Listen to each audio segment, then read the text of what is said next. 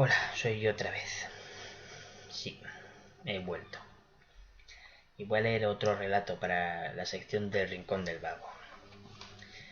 Este es bastante más largo y es posible que me equivoque bastantes veces, porque no estoy acostumbrado a leer en voz alta, así que... Y bueno, eso aparte de que puedo sufrir varias interrupciones, algo habitual aquí. Así que puede que lo edite para ir uniendo los trozos que queden bien. Pero bueno, intentaré que la narración sea lo más homogénea posible para que quien lo escuche no lo note. Pues eso espero. En fin, vamos allá. El legado, por Elmer Rudenswick. Yo. Lo habían descubierto esa noche, cuando unos espantosos gritos que sonaban parecidos a la voz de su madre atrajeron a las niñas de 16 años, primero hasta la pequeña salita y luego, con mucho reparo, hasta la entrada del dormitorio. La mayor apretó su oreja derecha contra la madera de la puerta cerrada, a través de la cual los continuos rugidos y esporádicos alaridos retumbaban y se difuminaban como por una pantalla a través de la que muchas voces corearan al unísono. Apartó la cara, no muy segura, con el ceño fruncido. Se habían despertado muy asustadas pensando que a su madre le estaba pasando algo malo, pero esa voz no sonaba como la de alguien en algún apuro, más bien parecía enfadada. No era eso exactamente, pero no se le ocurría otra palabra para describirlo. ¿Es mamá?, le preguntó su pequeña hermana, mientras ella miraba con fijeza la puerta, como intentando imaginar la visión de su madre en su cama, más allá. ¿Qué le pasa? No lo sé, aparta un poco, voy a abrir a ver. ¡No!, le gritó su hermanita, poniendo ambas manos sobre la suya, que ya envolvía el pomo. Voy a ver, le susurró ella, queriendo hacerle ver que quería ser sigilosa, y su grito no ayudaba. Échate hacia atrás. La pequeña niña retrocedió los pocos pasos que había hasta la pared tras ella, con las manos entrelazadas ante su pecho. La mayor empezó a girar el pomo muy despacio, haciéndolo crujir imperceptiblemente por debajo de la gutural voz de la habitación. La cerradura se liberó, y empujó un poco la puerta, tirando por el pomo de ella hacia arriba, esperando poder evitar el chirriar de las bisagras. Ante sí, en el suelo, una forma geométrica de la luz procedente de la salita iba estirándose, deformando sus límites, al tiempo que los alaridos cesaban y los rugidos se volvían contenidos, como si la voz padeciera de pánico escénico. Sentía que algo malo emanaba de ahí dentro. No era el olor, ni tampoco esos sonidos que tenían que proceder de su madre. Era algo que trascendía lo físico, los sentidos mismos, pero que le puso toda la piel de gallina e hizo la raíz de su corto cabello negro erizársele como si de todo ello le tirara una mano invisible. Al alzar la mirada más allá del cambiante trapecio de luz que crecía hasta las patas de la cama, se encontró con una oscuridad absoluta entre la que centelleaban inmóviles dos puntos plateados, muy juntos, y que reflejaban directamente la escasa luz que había entrado con ella en la habitación. Sintió una verdadera confusión, y el metal del pomo de la puerta, resbaladizo y frío, empapándose del sudor de la palma de su mano, antes de comprender que estaba mirando a unos ojos que escudriñaban los suyos. Lo que creyó que era una sordera repentina, descubrió que no era otra cosa que una pausa para, quizá, coger aire la cosa dueña de esa mirada de luz, y al momento soltar un estentório grito parecido a una tos interminable. Al temblar del repentino espanto parpadeó varias veces, segura de que le salpicaban la cara microscópicas gotitas de saliva que viajaban con el mismo rugido. Y cuando quiso mirar de nuevo hacia las luces en la oscuridad, descubrió que de entre la penumbra gradual que llevaba hasta la luz en el suelo asomaba una mueca espantosa rodeada de la alborotada melena de su madre, y que avanzaba empujada por los brazos que se estiraban y retorcían sobre el suelo como si andara a cuatro patas, bajando de la cama hacia ella. La mueca se parecía al rostro de su madre, pero los ojos refulgían de una luz pálida, y los labios se le habían estrechado hasta volverse imperceptibles al estirársele las comisuras de la boca casi hasta las orejas.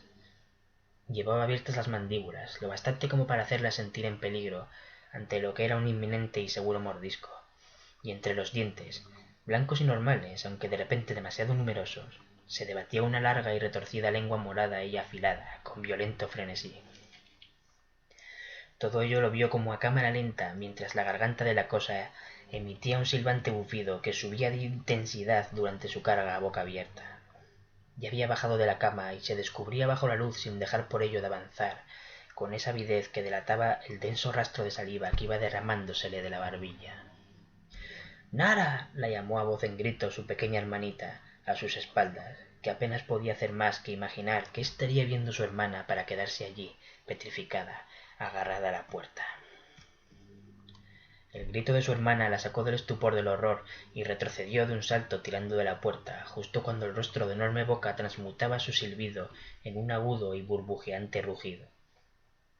La puerta se cerró con un estruendo que asustó a su hermanita, haciéndola soltar otro grito, y al golpe le siguió un seco tamborilear y arrastrar de los dedos de su madre al otro lado, arañando y palpando, quizá a tientas, en la total oscuridad. Se dio media vuelta, sin ser capaz de ver nada, con los ojos como platos, aún con la imagen de esa espantosa mueca hambrienta grabada en las retinas. Su propia cara, pálida, con la mirada perdida, asustó aún más a su hermanita, que apretaba el rostro, enrojecido, mientras gruesos lagrimones recorrían sus mejillas. —Nara, ¿qué pasa? —gimió con un hilo de voz, aún apretándose las manos sobre el pecho. —Cali —empezó a decir, susurrando con tono neutro—, mamá es un monstruo.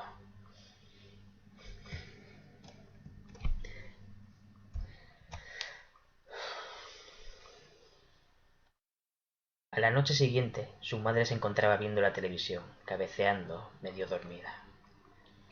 Nara se encontraba sentada en el extremo opuesto del mismo sofá, observándola con el rabillo del ojo, manteniendo la mirada en la pantalla, sin escuchar el rumor casi inaudible del volumen reducido. Le había dicho a la pequeña Cali que se quedara en su habitación con la puerta bien cerrada, ya que al parecer su madre, en estado monstruo, no recordaba cómo abrir. —Mamá —la llamó para sacarla de la dormevela—, ¿no quieres irte a la cama? —¿Por qué me asustas así? —protestó ella, desperezándose un poco y mirándola con los ojos entornados. —Estoy muy bien aquí, pon lo que quieras en la tele. —No lo digo por eso —protestó Nara, volviéndose a mirarla, ansiosa, mientras su madre se acomodaba de nuevo y enterraba la cara entre los brazos, apoyados en el reposabrazos del sofá. Echó un vistazo a la ventana. La fachada del edificio de enfrente estaba desapareciendo a medida que el crepúsculo moría. No sabía si volvería a pasar, pero, por si acaso, quería tener a su madre en su habitación y con la puerta cerrada. Se estaba quedando dormida en el sofá. —¡Nara! —la espantó la pequeña Cali con su grave susurro, asomándose desde la esquina del pasillo que llevaba a las habitaciones de ambas. —¿Qué pasa? Tengo miedo. Nara la miró alargando un brazo y agitándolo un par de veces, como si intentara espantar a un perro. Cali mostró su fastidio torciendo el morro, aunque seguía asustada. —Cali, que te vayas a tu cuarto —rugió Nara en voz baja, con los ojos muy abiertos. Un ronco gorjeo tras ella la hizo ponerse en pie en cuclillas y avanzar hacia su hermanita con los brazos extendidos. Durante ese pequeño instante, Cali pudo ver a su madre recostada en el sofá, con la cabeza sobre los antebrazos, rugiendo, y cómo de pronto levantó su rostro agitando su suelta melena al volverse directamente hacia ella, mirándola con fijeza. —¡Mamá! —gritó al tiempo que Nara la alcanzaba y empezaba a empujarla por el pasillo de camino a su cuarto. De pronto su hermana mayor parecía muy fuerte, llevándola casi en volandas, levantándola desde las axilas. —¿Dónde estaba mamá? —Esa era mamá —le contestó Nara soltándola ya dentro de la habitación de Cali y cerrando tras ella la puerta—. —Calla, no hagas ruido. Cali la obedeció, aunque no dejaba de lagrimear y esnifar por la nariz. Estaba siendo bastante valiente. —¿Mamá es un monstruo? —insistió susurrando. —Ya te lo expliqué ayer, Cali. Calla un poco. Quiero escuchar qué hace. El ser en que se había convertido su madre golpeaba levemente la puerta, como buscando una grieta por la que colarse, con lentitud, con parsimonia, sin dejar de rugir y soltar algún alarido ahogado. Nara percibió cómo dejaba de lado su puerta para empezar a gatear de vuelta a la salita. Y más allá, ¿se dirigía a su habitación? —¿Qué hace? —le preguntó Cali sobresaltándola. —No lo sé —le espetó en un seco susurro, no por enfado, sino de la tensión. La miró. La pequeña seguía llorando en silencio. Cali, no sé qué pasa, pero solo podemos guardarnos de mamá y asegurarnos de que no se va a ningún sitio, porque... El sonido de una serie de golpes y lo que parecían arañazos le hizo callarse. También Cali miraba hacia más allá de la puerta, asombrada y asustada. «Suena como cuando nuestro gato gordo se arrastraba por su puertecita de la entrada», exclamó la pequeña, mirando a su hermana con los ojos muy abiertos, incrédula. Y no era para menos, porque el obeso gato había muerto de viejo hacía 3 años, y además lo que sonaba como si se arrastrara a trompicones por debajo de la puerta de entrada, lo hacía con una furia y una fuerza que no correspondían a ningún animal de ese tamaño, por supuesto. Su madre estaba intentando salir de la casa por la portilla del gato. «¡No!», gritó, y abrió la puerta casi dándole a Cali con ella para salir corriendo. Cuando llegó hasta la esquina y se volvió hacia la salita, pudo ver cómo al fondo, en la parte baja de la puerta que daba a la calle, el camisón de su madre aleteaba con frenesí mientras sus piernas se zarandeaban y sus rodillas y pantorrillas golpeaban los bordes de la gatera, agrietándola. No comprendía cómo había conseguido meterse hasta la cintura, pero no perdió tiempo en cuestionarse y se lanzó hacia ella, desesperada por impedir que saliera. Justo cuando ya estaba llegando, se tiró de rodillas, dejándose resbalar con su propio camisón por el liso suelo, con las manos delante para cogerla de los tobillos, pero sus pies desnudos se agitaban con violencia y la hicieron daño en las muñecas. Su madre se liberó, y sus pies se escurrieron más allá de la gatera. Con un fuerte bufido, como si de hecho interpretara un gato, Nara la oyó gatear hacia algún lado de la calle, a la derecha, y nada más. La puertecilla batiente de la gatera se balanceaba con un suave chirrido, como si se burlara con una risa contenida de ella.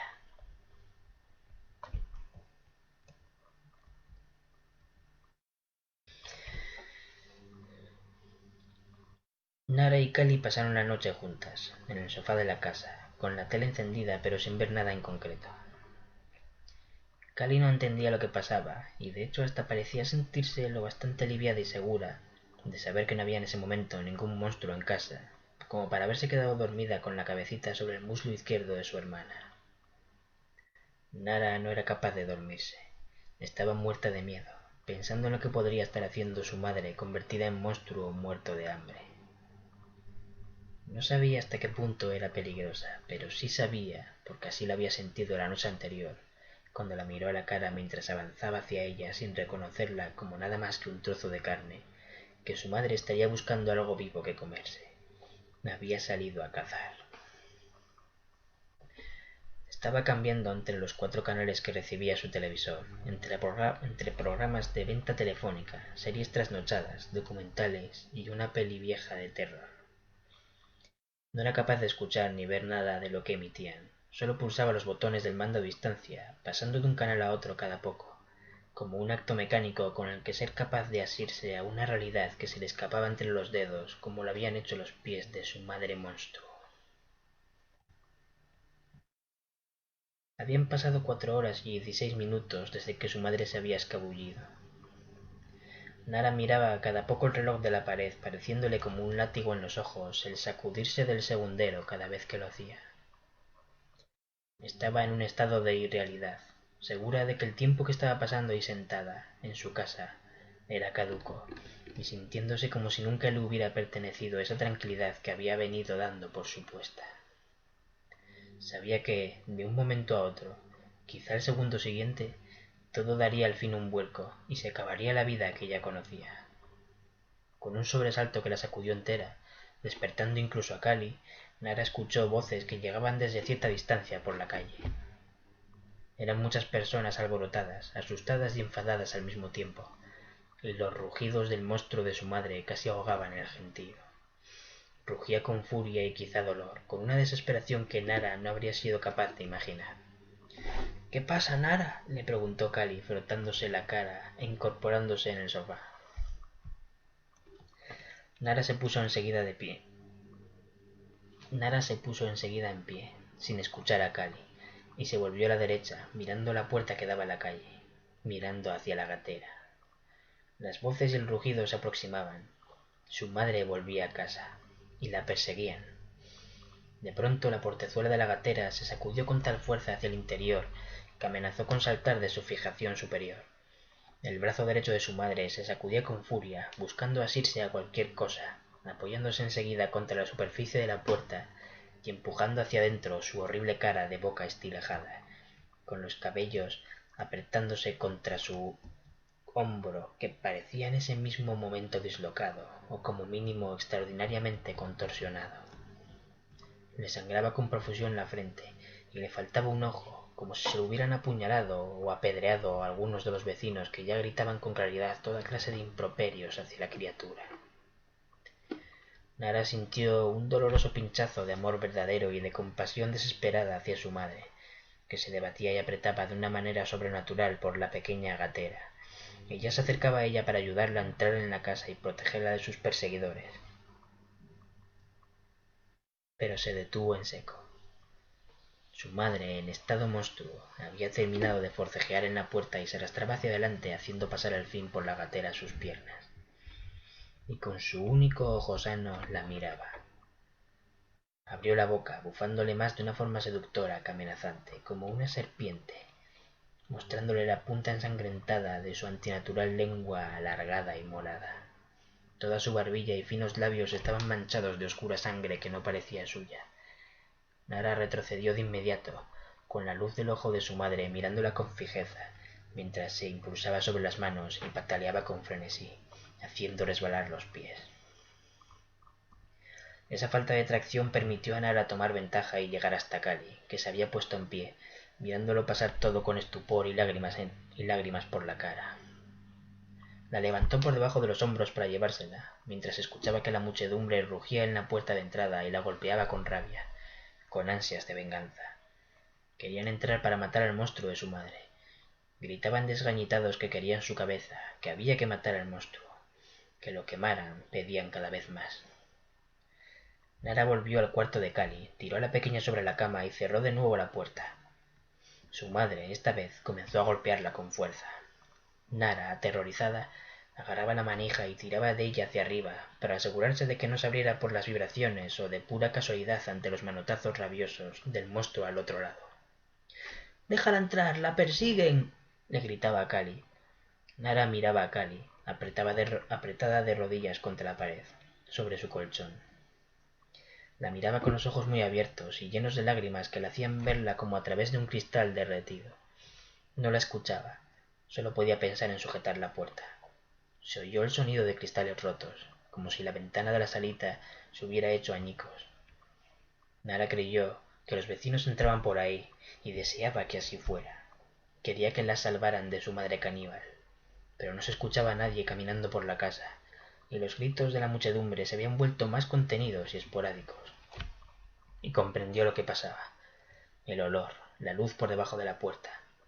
Le habían lanzado fuego a la casa, y su madre, ajena o inconsciente, seguía imparable zarandeando la hoja de la puerta, rugiendo y bufando, chillando de vez en cuando con desesperación depredadora, mientras un incendio las estaba acercando a las 3. —¡Cali, tenemos que salir por la ventana! —gritó. —¿Y mamá qué? —protestó con la cara roja y apretada su hermanita. —Mamá es un monstruo, Cali —le respondió con decisión, llorando sin medida—. Hay fuego en la casa. ¡Abre la ventana y sal! La pequeña Cali obedeció, moviéndose muy despacio, sin embargo.